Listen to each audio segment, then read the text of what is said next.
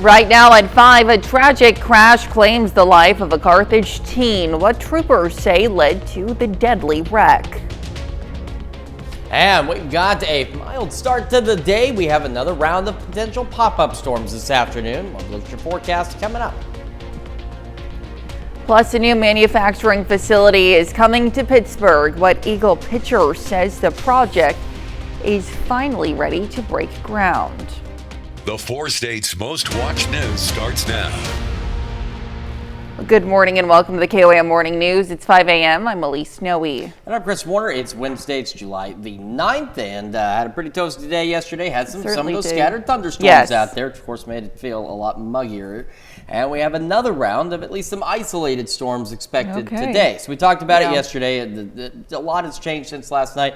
Probably change again by this afternoon as well. Let's start with that look outside downtown Pittsburgh. We're doing pretty good so far. We've got some partly cloudy skies. We also have some patchy dense fog to contend with. MoDOT camera 20th and range line also looking pretty good. Here's the fog tracker though. We've got that fog stretching the 54 corridor from Iola back towards Stockton. Fort Scott, you're just below 5 miles. Down northwest Arkansas, stretching into parts of southwest Missouri, northeast Oklahoma. We do have some reduced visibilities. Bentonville, just over 2. Anderson Grove, Cassville, also reduced visibilities this morning. So you folks at home know the drill. Low beams, not your high beams. Fog lights if you've got them. Slow down. Give yourself time to get where you're going. Now, we do have the chance for some strong to low-grade severe storms that could produce possibly some hail and some damaging wind gusts out there. Even though we have these areas highlighted, we are now looking more so at the potential of pop-up storms versus an actual line of any kind of organized storm. But the storms we do see could become strong to low-grade severe. So here's the future track by noon, kind of highlighting those areas where we could get some potential pop-up storms. The best windows between about noon and 5, and then after that, we are pretty well clear for the rest of the evening and overnight with additional storm chances as we head through the rest of this week into the weekend. We're sitting at 66 in Joplin, 68 in Pittsburgh, so a bit on the cool side for this time of year, at least for some of us. Got some upper 60s out there. Joplin right now is actually the cool spot at 66. Miami looks to be the warm spot at 71. Of course, we have, I apologize. Independence, you're the warm spot this morning at 72. All right, upper 70s by 9, partly cloudy skies through the morning. Fog, of course, will burn off before, sometime or a little after sunrise. Mid 80s by noon, upper 80s to about 90 for our highs today. Get those isolated pop-up storms out there. We'll have that southwest wind around 5 to 10. And again, a couple of those storms may be strong, low-grade severe, so we'll keep an eye on that for you. We have additional storm chances, as I mentioned, from now through the weekend. Then temperatures start climbing as we roll into the weekend as well. Got a full look at your forecast here in just a few more minutes. Elise?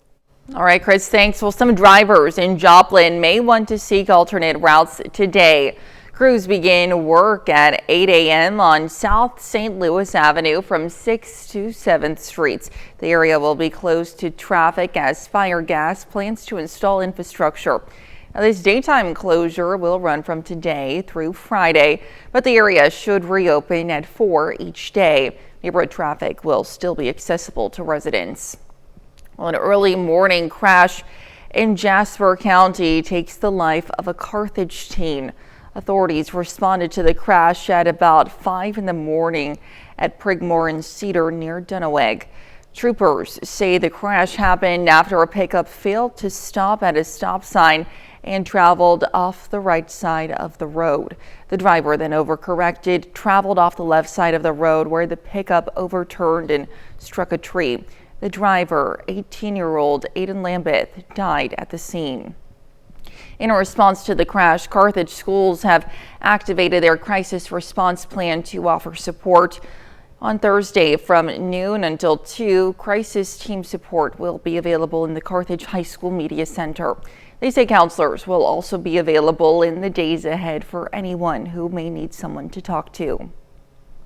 Pittsburgh City Commissioners approve a lease agreement with the Joplin-based company that specializes in making batteries for defense and aerospace systems. Eagle Pitcher plans to build a manufacturing facility near the Pitt State campus. It's the first of 3 projects planned off South Rouse Avenue near the Tyler Research Center. The Eagle Pitcher facility is expected to create 40 to 50 jobs. Now, company officials say Other national defense projects pushed back their initial lease start date. Groundbreaking for the new facility is now planned for July 24th. And Pittsburgh commissioners also voted in favor of a resolution that could lead to changes to an ongoing housing development project.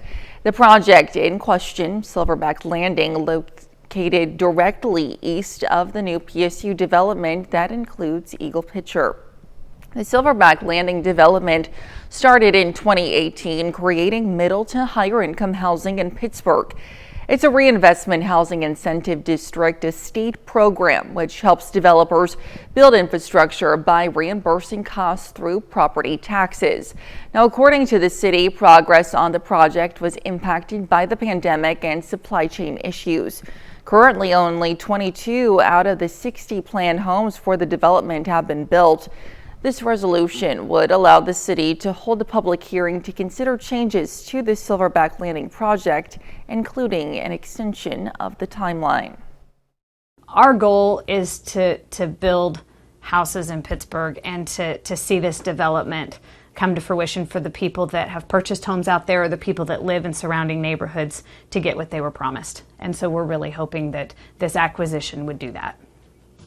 The public hearing to discuss the tax incentive extension is planned for August 12th. And big changes could soon be on the way for a long-time Pittsburgh radio station. KRPS has served the 4 states as the area's sole national public radio station for nearly 40 years. But a bill before the federal government could soon mean changes, including to programming. If approved, the bill would strip funding for hundreds of public television and radio stations, including KRPS. Live Southeast Kansas radio outlet with live news, for instance, from Kansas, that's produced in Kansas for Kansans. We have a collaboration now, as far as I know, 8 years with Kansas News Service. They employ 2 reporters at the State House in Topeka to cover the legislative session. That there's a time we have to pick and choose what we're going to be paying for. And I think that's one of the things that's not necessary. I think that people can get media from so many different ways now. You know, everybody has a phone with multiple media outlets, and some of the needs that we had for public radio, public TV years ago just isn't there now. The bill is scheduled to go before the Senate next week, but it has already passed the House. And that's a look at this morning's top stories and weather in our first 7 minutes coming up on the KOAM Morning News. Coming up, after seeing the damage firsthand, a Missouri church is taking action to help Texas storm victims. Plus, an arts center wants to honor service through creativity. And we're tracking rain chances. We'll have what to expect with Chris Warner in the Skywatch Weather Center. You're watching the KOAM Morning News. We'll be right back. Well, topping Nation Watch, the number of deaths from the tragic July 4th weekend flooding in central Texas is expected to rise, with officials now confirming that more than 160 people are unaccounted for. At least 110 people died after extreme rainfall caused the rivers to rise to historic levels last Friday.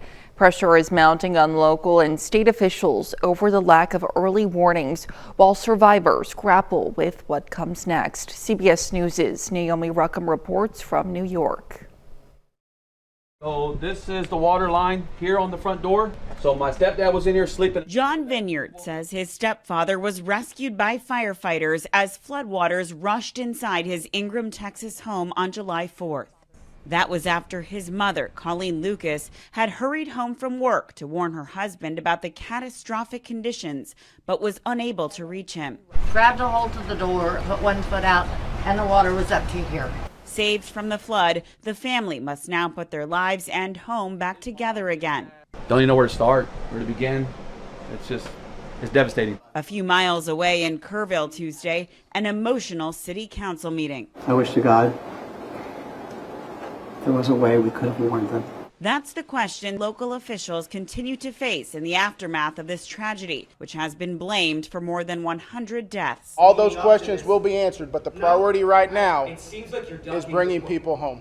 Search and rescue teams continue the grueling task of finding those who are still missing, including 5 children and a young counselor from Camp Mystic. It happened so quickly that no one really had time. Sisters Lily and Paige Kummerfeld evacuated the all-girls camp, but survival has taken an emotional toll. I feel guilty that we were so safe and oblivious while they were living hell on earth. The sisters say they owe their lives to the brave first responders whose work is far from over. Naomi Ruckham, CBS News. Well, Texas Governor Greg Abbott surveyed the devastation by helicopter yesterday. He said state lawmakers are expected to meet in the coming days to begin discussing how to address the deadly flooding. President Trump is still expected to visit Texas on Friday.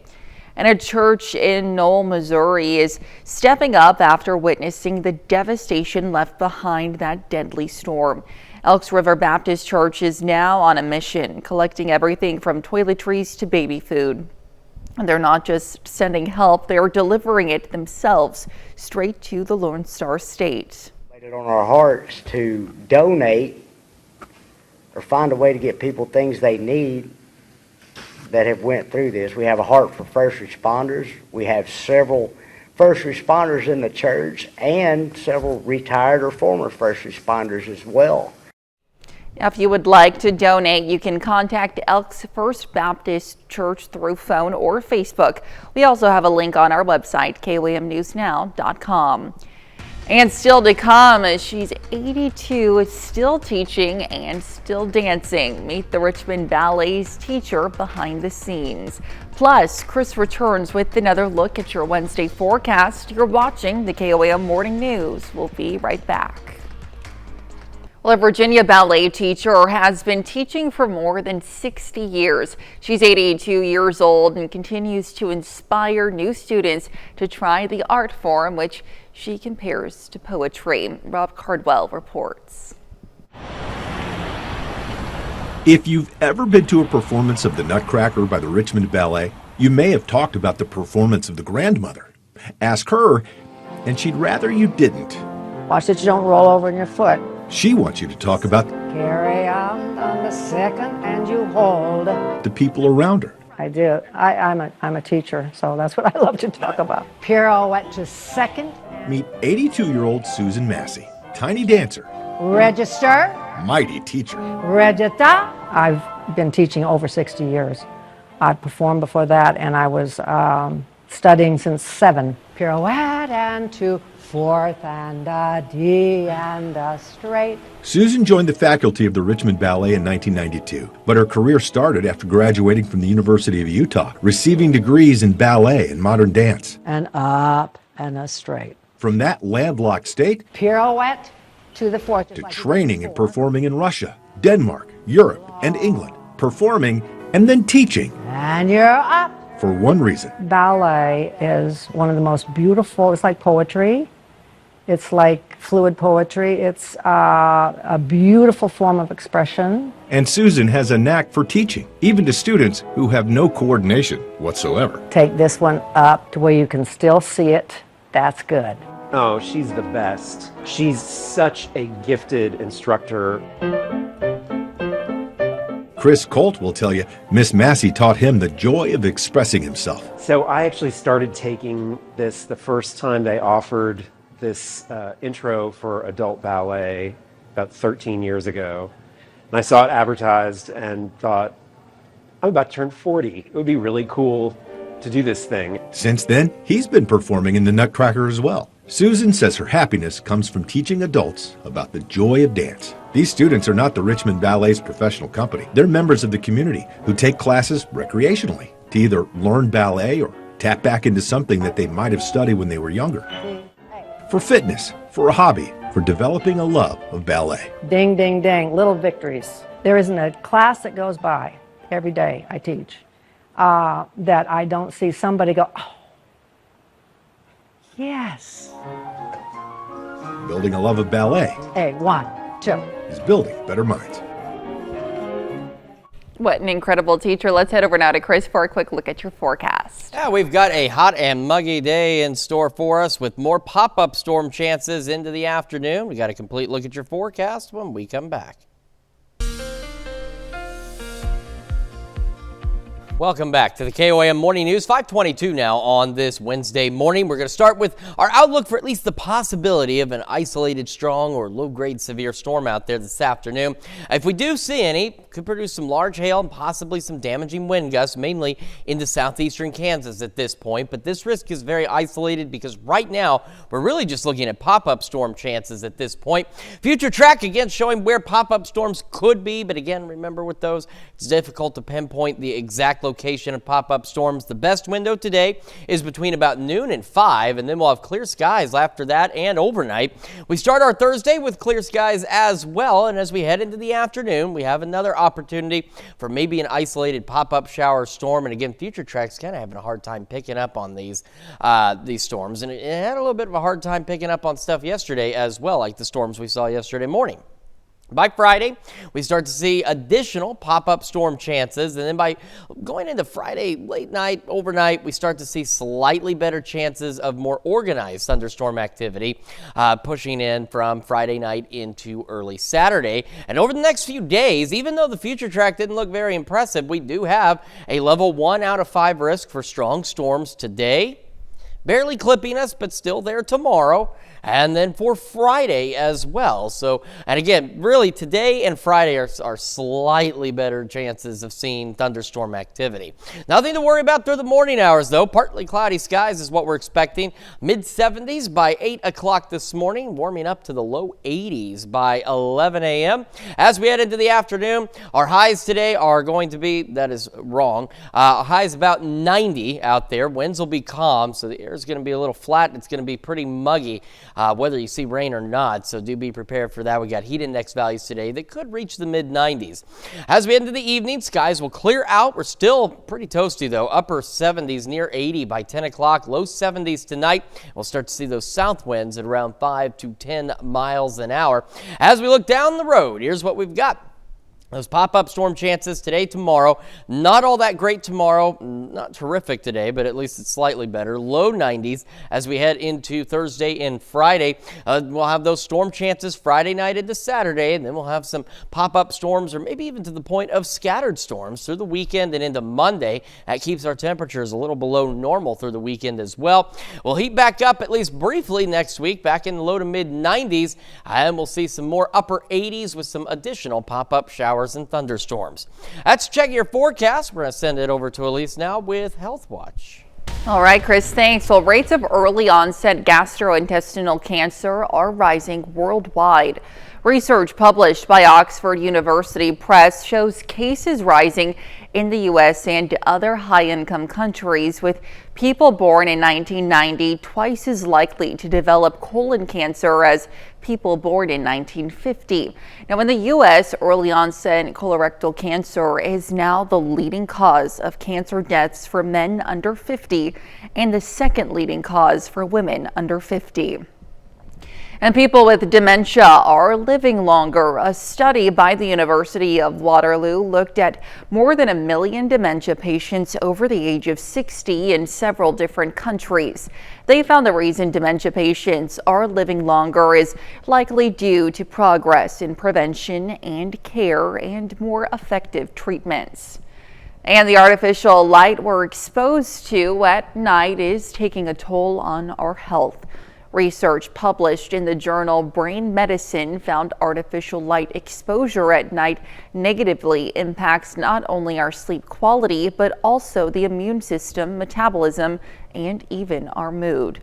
Reducing screen time in the evening and maintaining consistent sleep schedules can help reduce the negative effects. That's a look at some of today's top health stories this morning. Stick around. We'll be right back with more news and weather.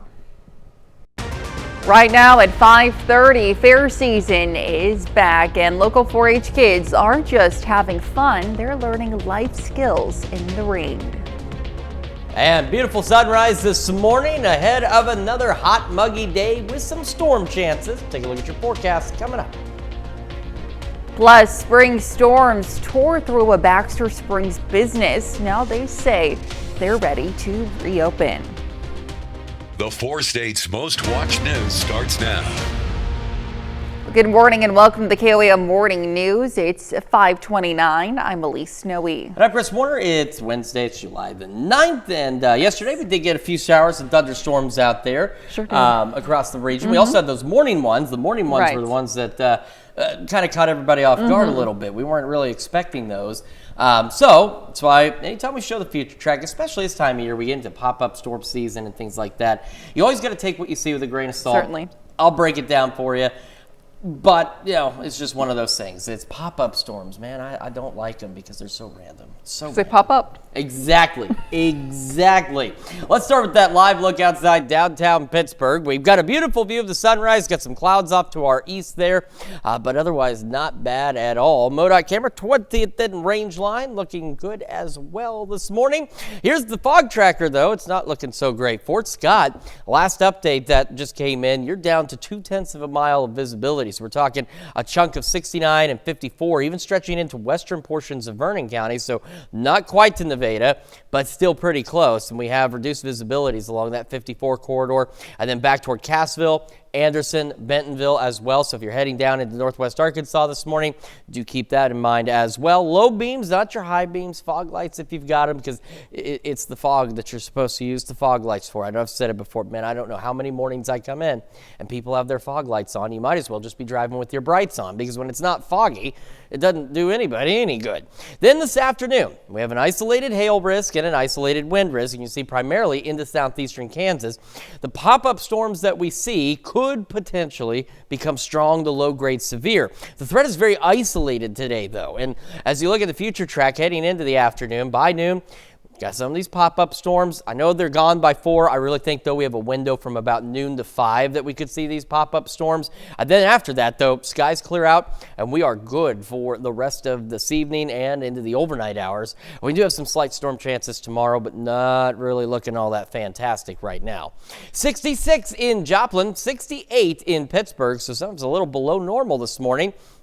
We've got a mix of those upper 60s and some low 70s, and right now Newada looks to be the warm spot at 71, and Joplin, of all places, still the cool spot right now at 66. So again, not a bad start to the day, though, and especially with some below normal temperatures. We looked at the almanac data from yesterday at noon, which would have been for Monday. Monday, we were a degree below normal for our highs. So for July, we know it could be a lot worse. Upper 70s by 9, partly cloudy. Mid 80s by noon, going about 90 today for those highs. Pop-up storms between noon and 5. And we'll have southwest breeze out there, and otherwise not bad. We do have additional storm chances, though, as we head into the upcoming weekend. We'll talk about that and some of the hotter temperatures on the way here in just a few more minutes. Elise?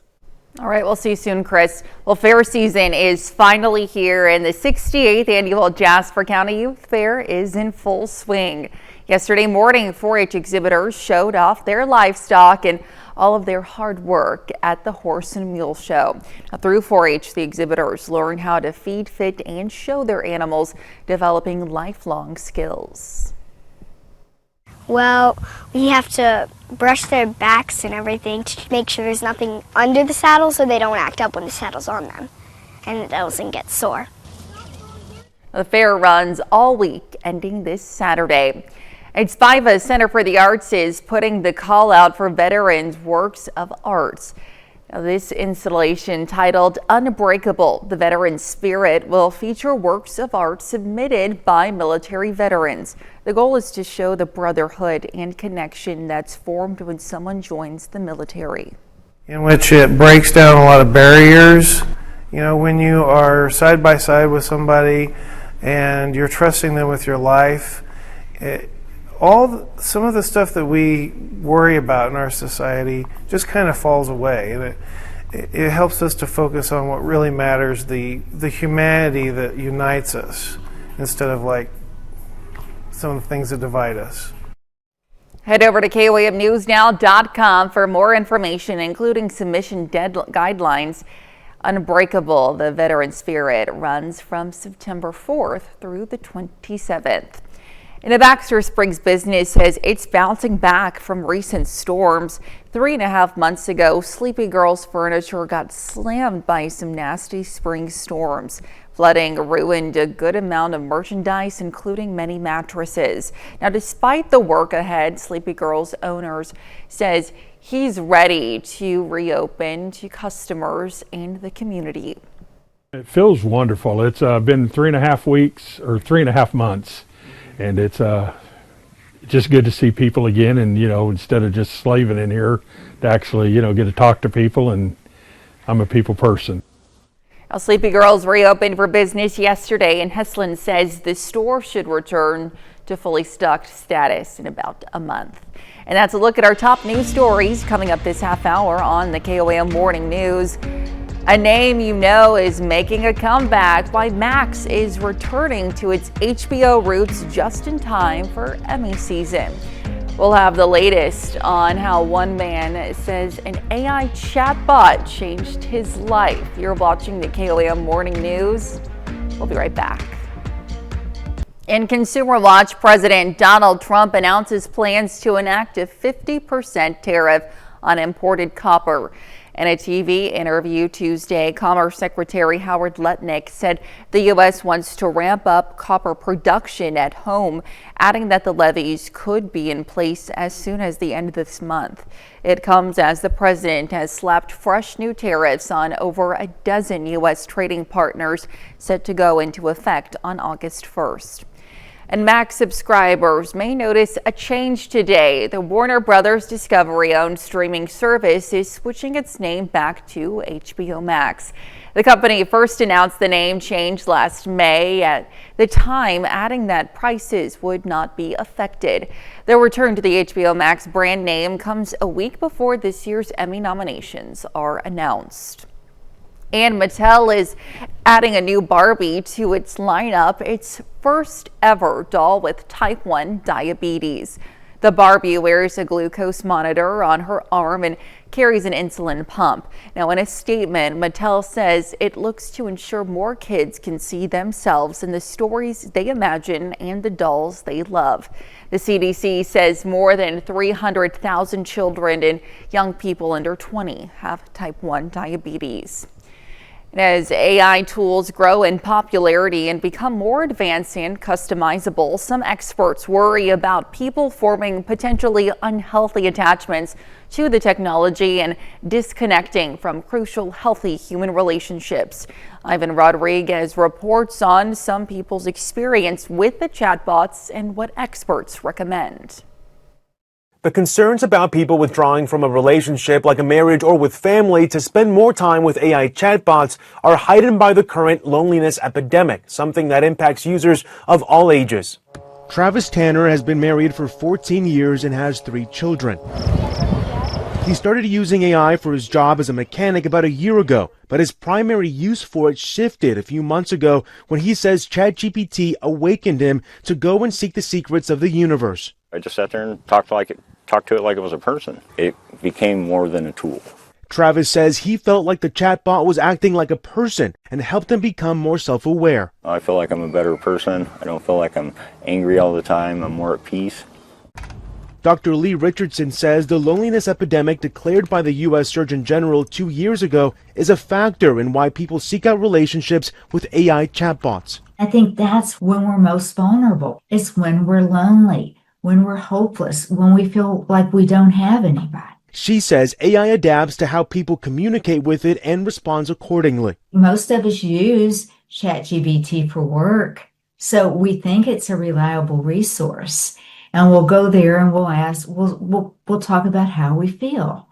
And the thing with using AI, the way that you talk to AI, it's going to talk back to you. Not balancing how you use AI could lead to strained human connections. Kate Tanner worries it's fraying her marriage. What's to stop this program from saying, oh, well, since she doesn't believe you or she's not supporting you, you should just leave her and you can do better things. For anyone who feels they may be in too deep in the conversations with the chatbot, Dr. Richardson recommends speaking with someone, a real person, even if they aren't a professional. Also consider making a list of what you use AI for and keep track of how much time you use it. In Atlanta, I'm Ivan Rodriguez. And that's a look at Consumer Watch this morning. Here's Chris with a quick look at your forecast. Yeah, we've got another absolutely beautiful sunrise out there from our camera 7th and range line. We do have some pop-up storm chances a little later today and more rain heading into the weekend. Full look at your forecast when we come back.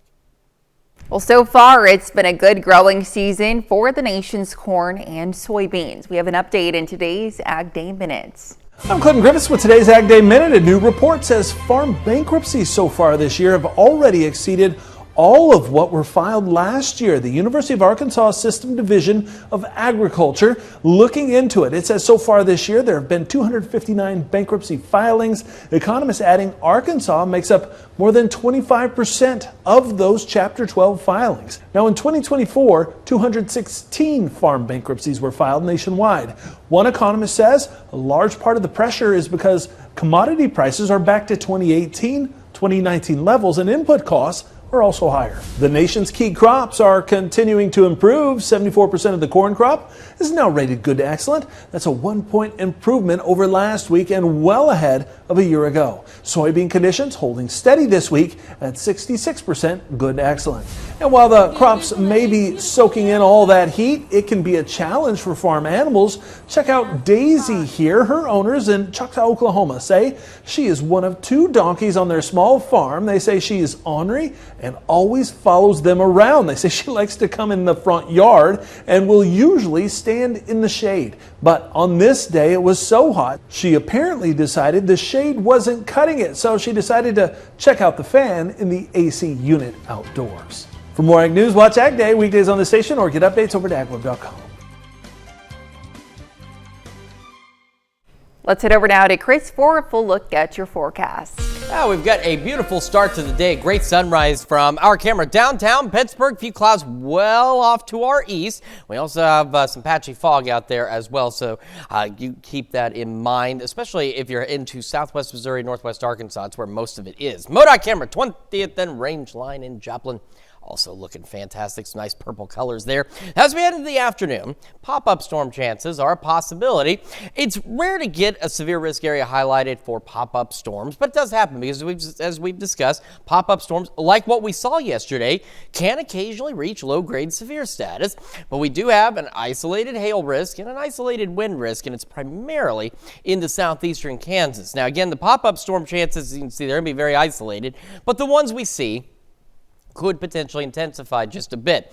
Future track shows these kind of winding down by about 4, but I do believe we have a better window from about noon to 5 for pop-up storms across the area. Now, once we get past 5, skies will clear out. We are looking great. We'll start to get a southerly breeze at about 5 to 10 miles an hour, and we'll start our Thursday clear as well. Thursday, pop-up storms still possible.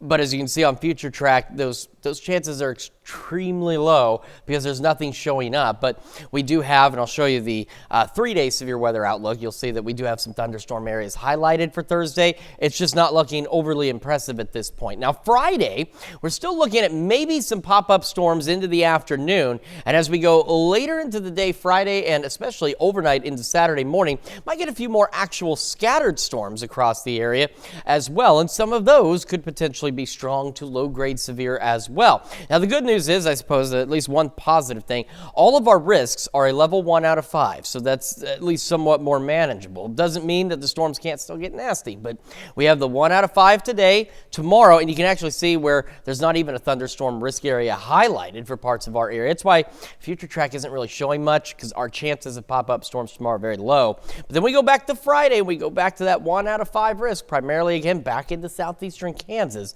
for some of those pop-up storms. Beautiful view of the sunrise as well from our camera at 7th and range line. We will have partly cloudy skies through the morning, right about 74 by 8 o'clock, 82 by 11. Highs today about 90. Winds will be calm, and we'll have, again, those isolated storm chances from about noon to 5 Once we clear out, we're still pretty mild, back down still close to 80 by 10 o'clock tonight. And then we're back into the low 70s overnight with a south breeze at about 5 to 10 miles an hour. All over the next several days, though, we have those storm chances. So again, remember with tomorrow, it's not really all that impressive at this point. If it changes, obviously, we'll let you know. But we'll be heating up, though, low to mid 90s. And by the way, today, heat index values could reach the mid 90s. Low mid 90s through Friday. Then we cool back below average because we have more clouds and slightly better storm chances from Saturday, Sunday, maybe into early Monday. Additional pop-up storm chances next week with our temperatures hovering in the upper 80s and low 90s. That is a check of your forecast, and this is Elise with sports. All right, Chris, thanks. Well, we're coming down to the stretch of the 2025 Summer Collegiate Baseball season, and the Joplin Outlaws played their first game back in May and now are hoping to finish strong for the last couple weeks of the regular season. Last night, the Outlaws began a 3-game series against the Piney Woods Timberhogs. It's a battle of first and last place in the Mid-America League, and we'll show you those standings in just a second. And the Outlaws win it. Final score 7-4. Joplin designated hitter Mark Ross leads the way at the plate. He goes 2-3 with 2 home runs and 4 runs batted in. Here are those standings entering play last night. The Outlaws have a 2.5 game lead on Abilene for first place, and Sherman is only 3.5 games back of the Flying Bison. As it has been for most of the summer, there's a pretty big split between 3rd and 4th place. The top 4 teams will make the playoffs early next month. And once the Outlaws get finished with these 3 games down in Piney Woods, they return to the 4 states and play 3 games up in Fort Scott at Loesch Baseball Complex this weekend. That's against Texarkana Friday through Sunday, and on Friday's game, we'll find out the name of Fort Scott's expansion team, which will play in the Mid-America League next summer. Missouri Southern Volleyball had a bit of a turbulent start to its offseason. Back in January, head coach Callie Carlisle resigned just a couple months later. Kelly Richardson was hired as her replacement, but she then resigned after less than a week on the job, and former interim head coach Josh Moore had since assumed that position once again. Afterwards, the Lions go on a road trip to Washburn, Emporia State, and then a non-conference matchup with Drury and Springfield, followed by 5 consecutive MIAA home matches and 2 on the road. Now, those are against Pitt State and Newman to close it out. Last season, the Lions finished just 6-22 and did not qualify for the MIAA tournament. Now, in pro sports, the Royals and Cardinals were each in action yesterday evening. Kansas City is hoping to clinch its 2nd consecutive series victory, and that's exactly what they do last night. The Royals take down the Pirates 4-3. Nick Lofton hit a go-ahead 2-run homer in the bottom of the 7th inning. Then after Pittsburgh tied it up in the 8th, Lofton comes through again with a walk-off single in the bottom of the 9th inning to win it. Kansas City is off to a 6-2 start to the month of July and will go for the sweep of the Pirates tomorrow night. And Monday, we find out what the schedule will look like for Moore in his first full year directing the Lions as they release it on social media. Now, they begin with 3 tournaments at Missouri, Southwest Baptist, and Henderson State in September. The Lions didn't play a home until October 10th when they host Newman, then face Pitt State and Joplin the next afternoon. Now, over in St. Louis, the Cardinals and Nationals are only in the 5th inning right now. That's because the game went into a 2-hour and 15-minute rain delay before getting started. Now, as we come on the air, the Redbirds led 3-2. That was last night. Washington scored the first 2 runs of the night, but the Cards answer back with 3 in the 3rd off a Brendan Donovan home run and Alec Burleson double. That's a look at sports. We'll be right back. And Starbucks is out with a new Frappuccino drink. The Strato Frappuccino blended beverage comes in 3 different flavors: strawberry matcha, salted caramel mocha, and brown sugar. The new drink combines creamy cold foam and Frappuccino to create a layered look. The coffee chain is delivering this new item after canceling a handful of less popular drinks from its menu. And prepare to warm up the oven today. That's because it's National Sugar Cookie Day. July 9th is dedicated to celebrating the humble but very tasty sugar cookie. The popular baked good was first called the Nazareth cookie after the Pennsylvania town where it originated. German Protestant bakers may have brought the recipe with them when they immigrated to America in the mid-1700s. Today, the dessert might take different shapes thanks to cookie cutters. Some sugar cookie fans add icing, colored sugar, and even edible glitter. But no matter how you slice and bake it, the simplest cookie is often the best, just pure buttery, sugary goodness. They are very impressive for sure. I like good sugar cookies. Sugar cookies, you know what? That's what we need today. We need to call in and have the bosses bring us some sugar cookies today. I second that, yes. I don't know that they will, but maybe they'll be nice and they'll bring in sugar cookies for us today. Maybe your boss will bring you some too. Or if you are the boss, maybe you'll bring your employees some, because they are a great treat. And a great treat for a day like today. We're going to have partly cloudy skies out there. Mid-70s by 8, low 80s by 11 o'clock this morning.